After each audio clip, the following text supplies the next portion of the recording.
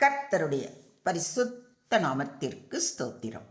இன்றைய நாளின் தியானத்திற்கென்று தெரிந்து கொள்ளப்பட்ட வேத வசனம் சங்கீதங்களின் புத்தகம் 121 சங்கீதம் 2 வசனம். சங்கீதம் 121 2. வானத்தையும் பூமியையும் உண்டாக்கின கர்த்தரிடத்தில் இருந்து எனக்கு ஒத்தாசை வரும். My help comes from the Lord who made heaven and earth.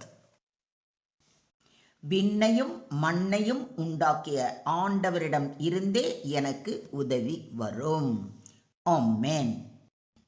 சங்கீதம் 121 என்பது பிரயாண சங்கீதம், சாங்ஸ் ஆஃப் அசன்ஸ் என்று அழைக்கப்படுகிறது. எருசலேமுக்கு பயணம் செய்த இஸ்ரவேலர் வழியிலே இந்த சங்கீதத்தை பாடுவார்கள். பயணத்தில் கள்ளர்கள், காட்டு மிருகங்கள், வெயில், இருள் போன்ற பல அபாயங்கள் இருந்தன. அப்போது அவர்கள் மனித உதவியை அல்ல, தேவனுடைய உதவியை நம்பினர். சங்கீதக்காரன் முதலில் எனக்கு ஒத்தாசை வரும் பர்வதங்களுக்கு நேராக என் கண்களை ஏறெடுக்கிறேன் என்று சொன்னவர், வானத்தையும் பூமியையும் உண்டாக்கின கர்த்தரிடத்தில் இருந்து எனக்கு ஒத்தாசை வரும் என்று விசுவாசத்தோடு அறிக்கை இடுகிறார். இது குறித்து சற்று ஆழமாக தியானிப்போம். ஒத்தாசையின் மூலாதாரம் தேவனே. சங்கீதக்காரன் மனிதர்களிடமோ அரசர்களிடமோ செல்வத்திடமோ தனது திறமையிடமோ நம்பிக்கை வைக்கவில்லை. அவர் நேரடியாக தேவனை நோக்கி பார்க்கிறார். நாம் பல நேரங்களில் மனிதர்களிடம் உதவி தேடுகிறோம். அது தவறு அல்ல. ஆனால் மனித உதவி ஒரு வரம்புக்கு உட்பட்டது. ஆனால் தேவனுடைய உதவி வரம்பற்றது. இக்கட்டில் எங்களுக்கு உதவி செய்யும், மனுஷனுடைய உதவி விருதா என்று சங்கீதக்காரன் கூறுவதை சங்கீதம் 60:11 வாசிக்கிறோம். மனிதன் கைவிடலாம், தேவன் ஒருபோதும் கைவிட மாட்டார். வானத்தையும் பூமியையும் உண்டாக்கினவர். இங்கே கர்த்தர் வெறும் ஒத்தாசை செய்பவர் மட்டுமல்ல, படைப்பாளர் என்று குறிப்பிடுகிறார். இந்த பிரபஞ்சத்தையே படைத்தவர் நமக்கு உதவுகிறார் என்றால் நமது பிரச்சனை அவருக்கு ஒரு பொருட்டே அல்ல. இதை ஒத்துக்கிறீங்களா? செங்கடலை பிளந்தவர் அவரே, சூரியனை நிறுத்தியவர் அவரே, லாசருவை உயிரோடு எழுப்பியவர் அவரே, இயேசுவை உயிர்த்தெழச் செய்தவரும் அவரே. அப்படிப்பட்ட சர்வ வல்லமையுள்ள தேவன் நமக்காக இருக்கும் பொழுது நாம் ஏன் பயப்பட வேண்டும்? தேவனுடைய உதவி சரியான நேரத்தில் வரும். சில நேரங்களில் தேவன் தாமதிப்பது போல தோன்றலாம், ஆனால் அவர் ஒருபோதும் தாமதிப்பது இல்லை. மார்த்தாளும் மரியாளும் லாசருவை காப்பாற்ற இயேசு வருவார் என்று காத்திருந்தார்கள். ஆனால் இயேசு தாமதித்தது போல் தோன்றியது. ஆனால் சரியான நேரத்தில் வந்து மரித்த லாசருவை உயிரோடு எழுப்பி அற்புதத்தை செய்தார். அவர் சகலத்தையும் அதினதின் காலத்திலே நேர்த்தியாக செய்திருக்கிறார் என்று பிரசங்கி 3:11 வாசிக்கிறோம். தேவனுடைய உதவி சரியான நேரத்தில் வரும், சரியான வழியில் வரும், சரியான நோக்கத்திற்காக வரும். தேவனுடைய உதவி முழுமையானது. தேவன் நம்முடைய சரீர தேவைகளை, ஆத்தும தேவைகளை, குடும்ப தேவைகளை, ஊழிய தேவைகளை அறிந்து உதவுகிறவர். அவர் வெறும் பிரச்சனையை மட்டும் தீர்ப்பதில்லை, நம்மை பாதுகாத்தும் வழி நடத்துகிறார். இதை விசுவாசிக்கிறீங்களா? தேவன் நமக்கு அடைக்கலமும் பலனும் ஆபத்து காலத்தில் அனுகூலமான துணையும் ஆனவர் என்று சங்கீதம் 46:1 வாசிக்கிறோம். தேவன் தொலைவில் இருந்து உதவுபவர் அல்ல, நமக்கு அருகில் இருந்து துணை நிற்பவர். நீ பயப்படாதே, நான் உன்னோடே இருக்கிறேன் என்று வாக்களித்திருக்கும் தேவன் நம்மோடு இருப்பதே மிக பெரிய ஆசீர்வாதம். கர்த்தர் எனக்கு சகாயர், நான் பயப்படேன். மனுஷன் எனக்கு என்ன செய்வான்? என்று சொல்லலாமே என்று வேதம் நமக்கு அறிவுறுத்துவதை எபிரேயர் 13:6 வாசிக்கிறோம்.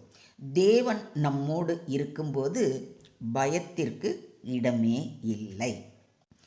நம்முடைய சகாயம் வானத்தையும் பூமியையும் உண்டாக்கின கர்த்தருடைய நாமத்தில் உள்ளது என்று சங்கீதக்காரன் கூறுவதை சங்கீதம் 124:8 வாசிக்கிறோம்.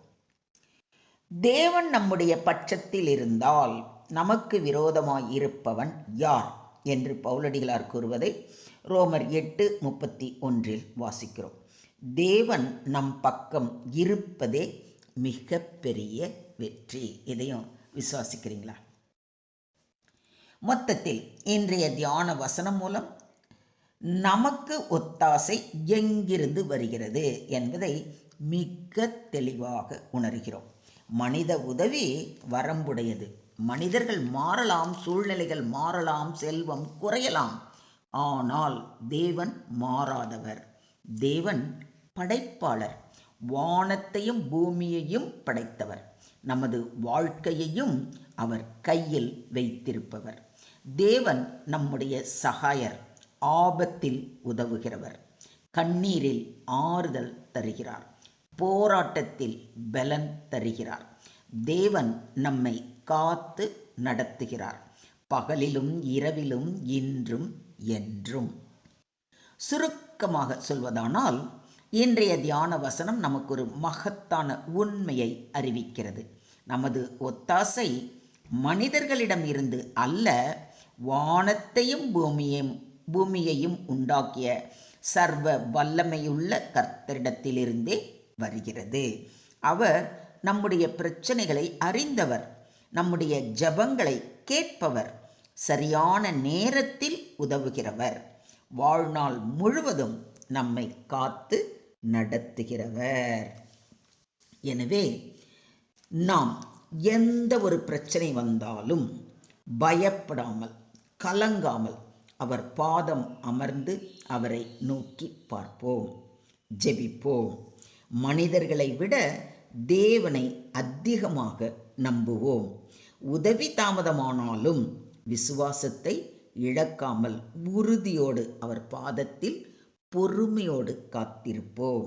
கடந்த காலத்தில் உதவிய தேவன் இனியும் உதவுவார் என்ற பரிபூர்ண விசுவாசத்தோடு அவருக்கு நன்றி பலிகளை செலுத்துவோமா? Today's verse teaches that our true help comes from the Lord, the creator of heaven and earth.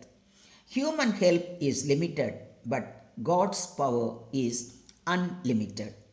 Because he created all things, no problem is too difficult for him. He is our protector, provider, and ever-present helper in times of trouble. Therefore, believers should place their trust in God, look to him in prayer, and confidently rest in his faithful care. Do you believe this? ஸ்தோத்திரம் ஆண்டவரே, ஸ்தோத்திரம் கர்த்தாவே, ஸ்தோத்திரம் ஸ்தோத்திரம் ஸ்தோத்திரம். அன்பின் பரலோக பிதாவே, வானத்தையும் பூமியையும் உண்டாக்கின சர்வ வல்லமையுள்ள தேவனே, உம்மை துதிக்கிறோம், உம்மை வணங்குகிறோம், உம்மை போற்றுகிறோம் அப்பா. எங்கள் ஒத்தாசை மனிதர்களிடமிருந்து அல்ல, உம்மிடமிருந்தே வருகிறது என்பதை இன்று மீண்டும் உணர்த்தியதற்காக கொடான கொடி நன்றிகளை ஏறெடுக்கிறோம் ஆண்டவரே. கர்த்தாவே, வாழ்க்கையின் சுமைகள், போராட்டங்கள், நோய்கள், கவலைகள் மற்றும் தேவைகளின் மத்தியில் எங்கள் கண்களை உம்மை நோக்கி உயர்த்த உதவி செய்ய வேண்டுகிறோம். மனிதர்களில் அல்ல, உம்மில் முழுமையாக நம்பிக்கை வைக்க கிருபை தாரும். எங்களுக்கு வேண்டிய நேரத்தில் உதவியும் பலனும் ஆறுதலும் அருளும்.